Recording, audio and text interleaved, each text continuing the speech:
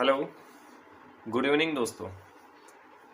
देखिए, हमने इस चैप्टर के अंदर अभी तक काफ़ी कुछ पढ़ लिया है और अब हम चैप्टर के एंडिंग की ओर बढ़ते हैं। तो आज हम कुछ हमारे डेली लाइफ के अंदर जितने भी कुछ इम्पोर्टेंट्स कार्बनिक कंपाउंड होते हैं या जो जिसको हम ऑर्गेनिक कंपाउंड कह सकते हैं, एक दो के बारे में हम उनके बारे में स्टडी करेंगे। तो सबसे पहले अगर हम डेली लाइफ के अंदर ऑर्गेनिक कंपाउंड को लेते हैं, तो जैसे एक एग्जांपल जो आपकी बुक के अंदर दे रखा है, दो तीन जो टॉपिक है वो आपकी बुक के अंदर दे रखे हैं ऑर्गेनिक कंपाउंड जो डेली लाइफ में हमारे इंपॉर्टेंस रखते हैं। तो सबसे पहले हम स्टडी करते हैं फ्रियोन के बारे में।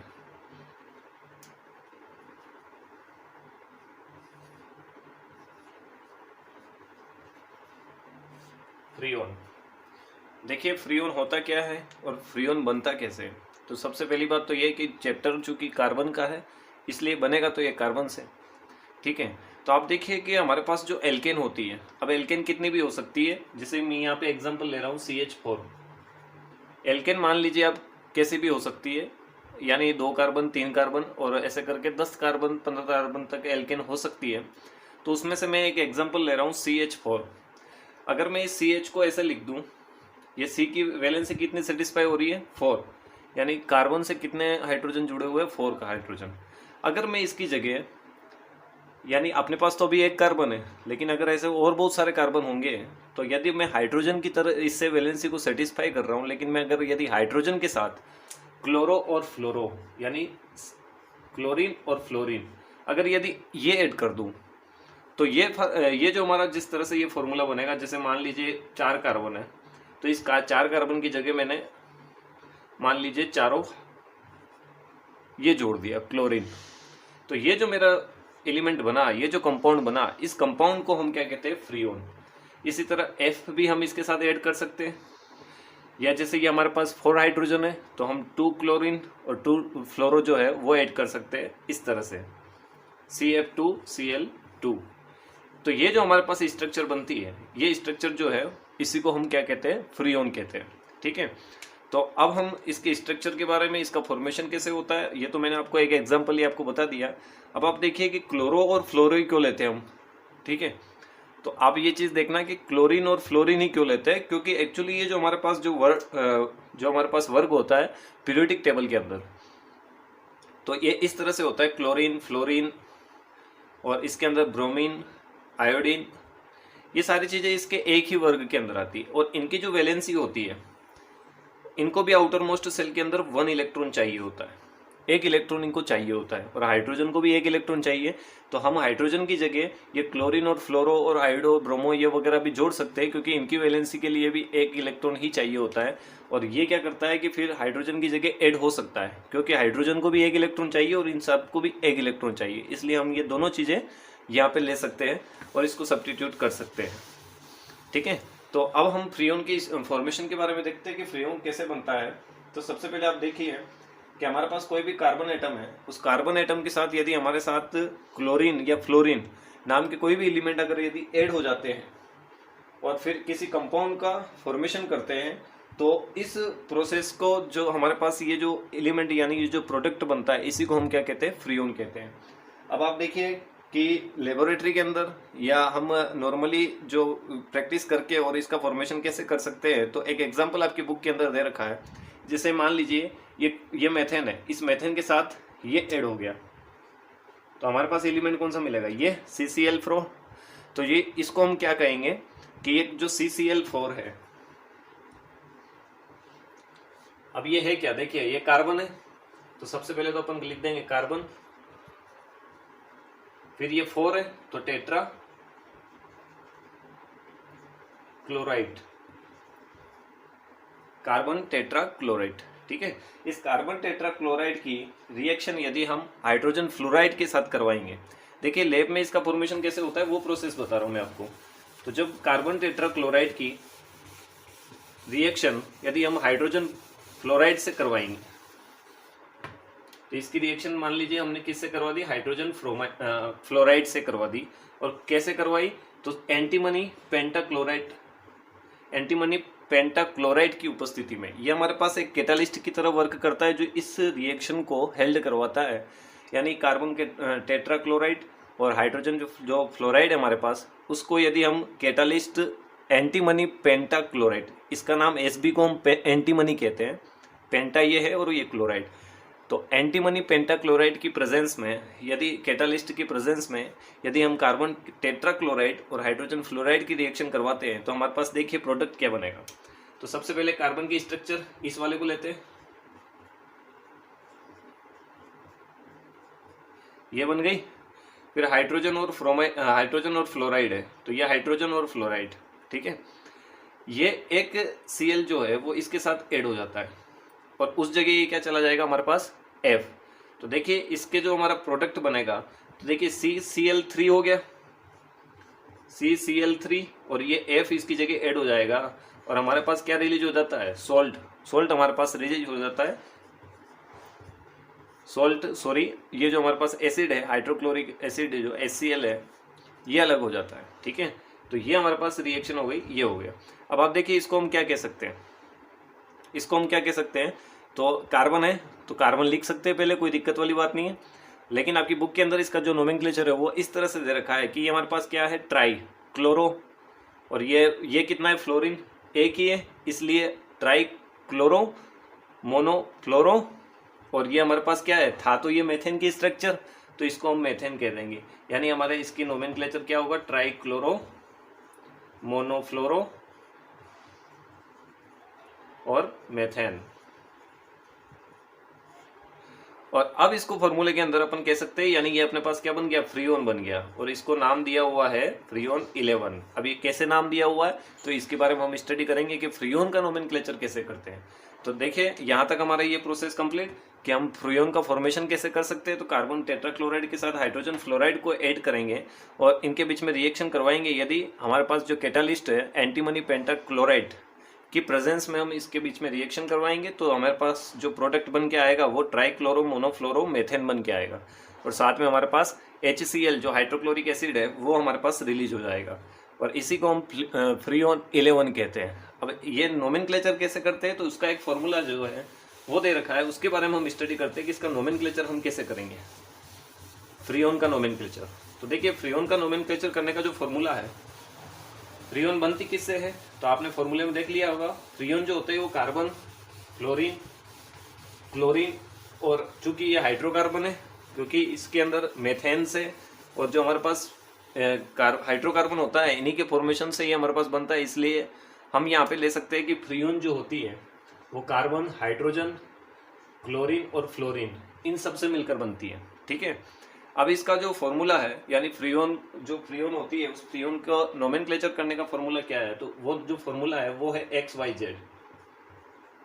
अब चूंकि यहाँ पे X क्या है, तो X को हम देखेंगे। X एक्चुअली इसमें क्या होता है कि X जो होती है यानी किसी भी फ्रीओन में जो number of carbon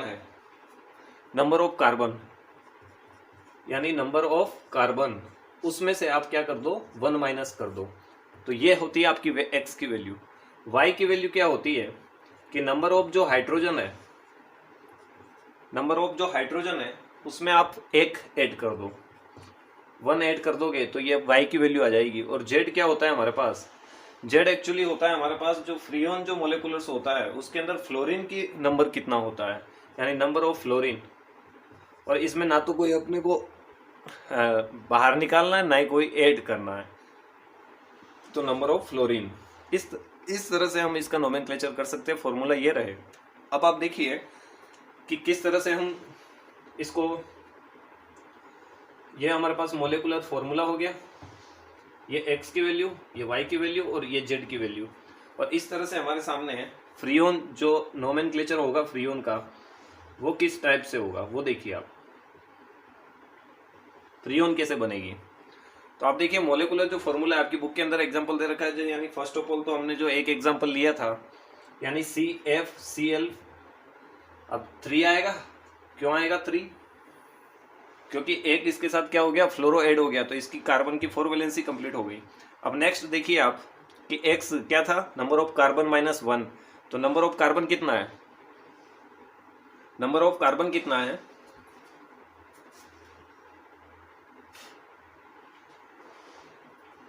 number of carbon कितना है, कार्बन अपने पास तो ऑलरेडी क्या था, 1 है, तो उसमें से 1 माइनस हो जाएगा, तो हमारे पास क्या बना, 0।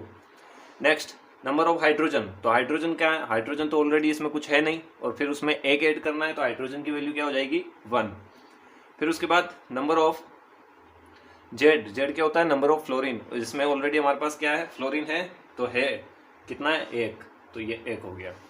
तो हम इसको क्या कह देंगे, फ्रीऑन, और ये 0 1 1, तो इसको हम लिख देंगे 11, फ्रीऑन 11 हो गया। नेक्स्ट एग्जांपल आपकी बुक में दे रखा है, अब इसकी फ्लोरीन की वैल्यू बढ़ाते जाओ, क्लोरीन की वैल्यू घटाते जाओ, तो 2 और 2 4 हो गया, कार्बन की वैलेंसी 4 होती है। अब इसमें फॉर्मूले में आप रख सकते हैं इसकी वैल्यू, तो देखिए यहाँ पे कार्बन की प्रेजेंट कितनी है, 1, तो 1 माइनस हो जाएगा, तो कितना हो गया, 0। और यहाँ पे फिर देखिए वाई, तो वाई की वैल्यू क्या है, नंबर ऑफ हाइड्रोजन प्लस 1, तो हाइड्रोजन तो यहाँ पे है नहीं, लेकिन फिर भी प्लस करना है, तो 1 हो जाएगा। Next number of fluorine, fluorine कितने, 2, और 2 के 2 ही आ जाएंगे, तो ये हमारे पास क्या हो गया, फ्रीऑन की स्ट्रक्चर हो गई 12। ठीक है, नेक्स्ट एग्जांपल, एक और एग्जांपल ले लेते हैं हम, C2F3Cl3। अब यहाँ पे कार्बन की देखिए, कार्बन की जो नंबर ऑफ कार्बन कितने हो गए, 2 हो गए। ठीक है, ये एथेन से बनता है, ये पूरी जो फॉर्मूला है ये एथेन से बनता है, जिस तरह से हमने पहले बनाया था मेथेन से। अब आप ये यहाँ देखिए, कार्बन की नंबर ऑफ कार्बन कितना है, तो नंबर ऑफ कार्बन x की वैल्यू -1 कर दो, तो नंबर ऑफ कार्बन 2 है, तो 2 में से 1 माइनस हो जाएगा, is equal to 1। Next y की वैल्यू क्या है, नंबर ऑफ हाइड्रोजन प्लस 1, तो हाइड्रोजन तो ऑलरेडी हमारे पास कुछ है नहीं, इसलिए हम सीधा 1 ही लिखेंगे। नेक्स्ट हमारे पास z is equal to number of fluorine, और फ्लोरीन कितने हमारे पास, 3, तो यहाँ पे लिख देंगे 3। तो इस तरह से हमारे पास जो ये स्ट्रक्चर बनी, वो बनी किसकी, फ्रीऑन 113। ठीक है, ये हमारे पास फ्रीऑन का नोमेनक्लेचर और फ्रीऑन का फॉर्मेशन कंप्लीट। तो हमारे यानी डेली लाइफ के अंदर जो ऑर्गेनिक कंपाउंड काम आते हैं, उसमें से फर्स्ट ऑफ ऑल जो हमारे पास था फ्रीऑन, वो फ्रीऑन कंप्लीट हो चुका है। नेक्स्ट हम इसके यूजेस के बारे में स्टडी करते हैं, तो इसके यूजेस क्या क्या है। तो देखिए, आप सबसे पहले कोई केमिस्ट्री के अंदर कोई भी आप रिएक्टेंट मिलाते हैं, फिर प्रोडक्ट बनता है, तो जिस तरह से एक ऑर्गेनिक केमिस्ट्री के अंदर जिस तरह से हम लेते हैं सॉल्यूशन, यानी जब एक एलिमेंट दूसरे एलिमेंट में मिलाते हैं तो सॉल्यूशन बनता है, तो सॉल्यूशन जब बनता है तो उस जगह ये फ्रीऑन का यूज़ किया जाता है, क्योंकि फ्रीऑन जो होता है वो क्या होता है, इनर्ट कंपाउंड है। इनर्ट कंपाउंड का मतलब ये होता है कि ये किसी से रिएक्शन नहीं करता, इसलिए इनर्ट सॉल्यूशन के लिए अगर यूज़ की बात करें तो इनर्ट सॉल्यूशन के लिए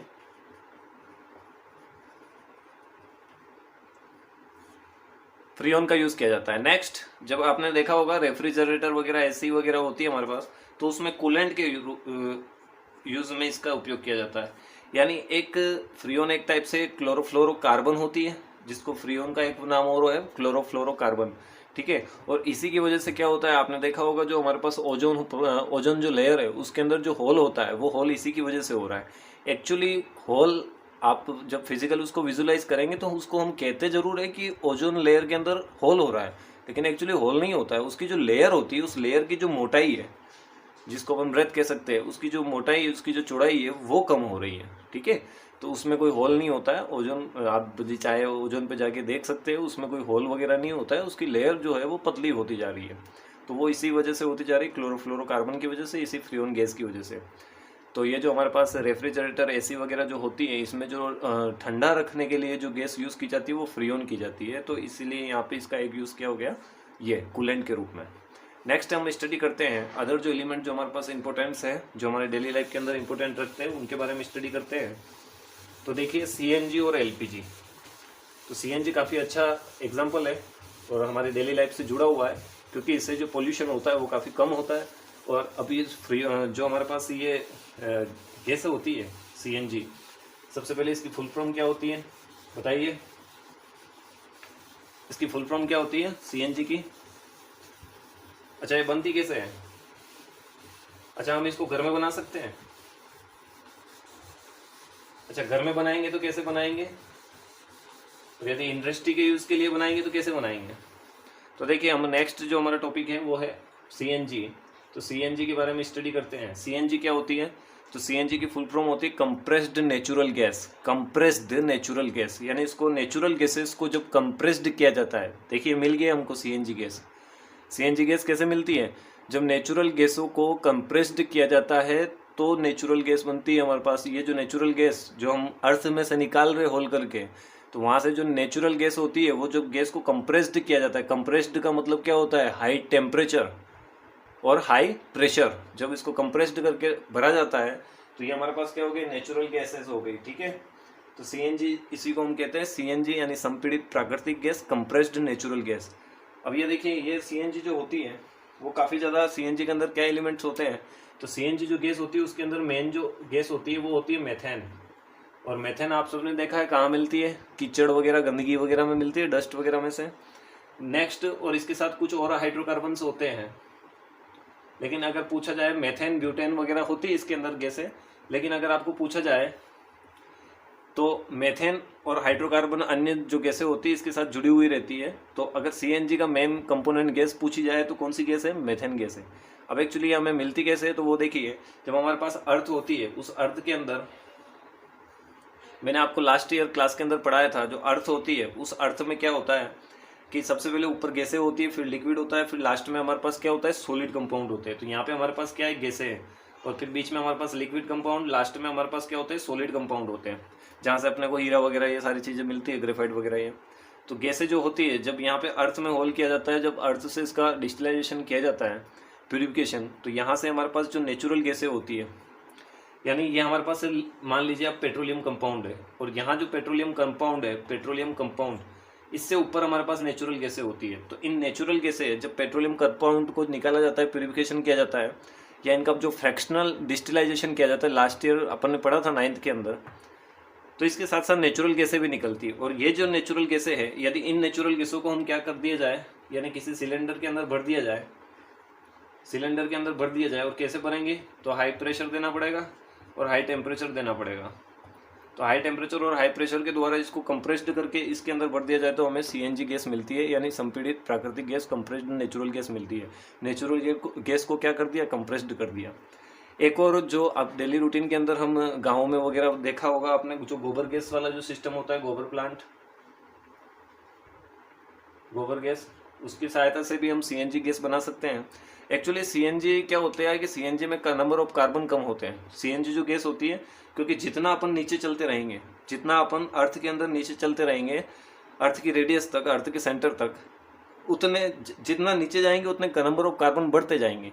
तो नेचुरल गैसेज जो सबसे ऊपर पाई जाती है, ये हमारे पास नंबर ऑफ कार्बन इसमें काफ़ी लेस होता है, काफ़ी कम होते हैं, इसलिए ये जो कार्बन है, सीएनजी जो गैस है, उसके अंदर नंबर ऑफ कार्बन कम होते हैं। ठीक है, नेक्स्ट हम स्टडी करते हैं, इसी की तरह हम एलपीजी की स्टडी करते हैं। और जब इसमें नंबर ऑफ कार्बन कम होते हैं तो इससे क्या होता है, बहुत ही कम कार्बन मोनोऑक्साइड और कार्बन डाइऑक्साइड रिलीज होती है। ठीक है, ये चीज़ आपको ध्यान रखना है, क्योंकि नंबर ऑफ कार्बन कम होते हैं। नेक्स्ट हम स्टडी करते हैं एलपीजी के बारे में। एलपीजी क्या होती है, लिक्विफाइड पेट्रोलियम गैस, इसकी फुल फॉर्म क्या है, लिक्विफाइड पेट्रोलियम गैस। एक्चुअली इनको पेट्रोलियम गैसें इसलिए कहा जाता है कि जो पेट्रोलियम जो कंपाउंड होते हैं उनका जब फ्रैक्शनल डिस्टिलाइजेशन किया जाता है तो उससे जो कुछ गैसें रिलीज होती है उसी को हम लिक्विड पेट्रोलियम गैसें कहते हैं। और इन्हीं को कंप्रेस्ड करने के बाद हम, यानी इन्हीं पेट्रोलियम जो हमारे पास प्रोडक्ट होते हैं, इन्हीं से हम ये जो गैसें हैं एलपीजी गैस बनाते हैं। एक्चुअली ये हमारे पास नेचुरल गैसें कहाँ थोड़ी ऊपर है, इसलिए थोड़ी सी क्या है, ये हल्की है। हम थोड़ा सा नीचे जाएंगे, पेट्रोलियम कंपाउंड मिलेंगे, और पेट्रोलियम कंपाउंड से एलपीजी गैस बनती है। और आपको मैंने बताया है कि नंबर ऑफ कार्बन नीचे जाने पे बढ़ते हैं, तो एलपीजी गैस जो होती है वो थोड़ी सी हेवी होती है। और किसके कंपैरिजन में हेवी होती है, सीएनजी के कंपैरिजन में। इसलिए जब गैसों का लीकेज होता है तो गैसों के लीकेज में जब ये हमारे पास एलपीजी जो गैस है वो काफ़ी भारी होने की वजह से ये सतह पे फैल जाती है, जिसकी वजह से हमारे पास एक्सीडेंट होने का, यानी फायर का जो एक्सीडेंट्स होने का जो खतरा रहता है, जो डेंजरस रहता है, वो काफ़ी ज़्यादा बढ़ जाता है। लेकिन सीएनजी क्या होती है, हल्की होती है। तो लीकेज होने के बाद क्या किया जाता है, लीकेज होने के बाद ये एटमॉस्फेयर में फैल जाती है। इस वजह से इससे जो ये है, यानी ये जो इससे एक्सीडेंट होने की संभावना कम है और इससे एक्सीडेंट होने की संभावना काफ़ी ज़्यादा है। इसलिए जब एलपीजी का लीकेज होता है तो एलपीजी के अंदर कुछ ऐसा कंपाउंड मिला दिया जाता है, ऐसा एलिमेंट, कि जब एलपीजी लीकेज हो तो उसकी गंध, हम जो उसकी स्मेल जो होती है वो स्मेल हमारे तक पहुँचे, तो और हमें ये पता चले कि एलपीजी लीकेज हो रही है, इसलिए हम उसके बचाव के जितने भी सारे प्रिकॉशन हैं वो कर पाए। तो इसके अंदर एक मिलाया जाता है जिसको नाम है थायोल।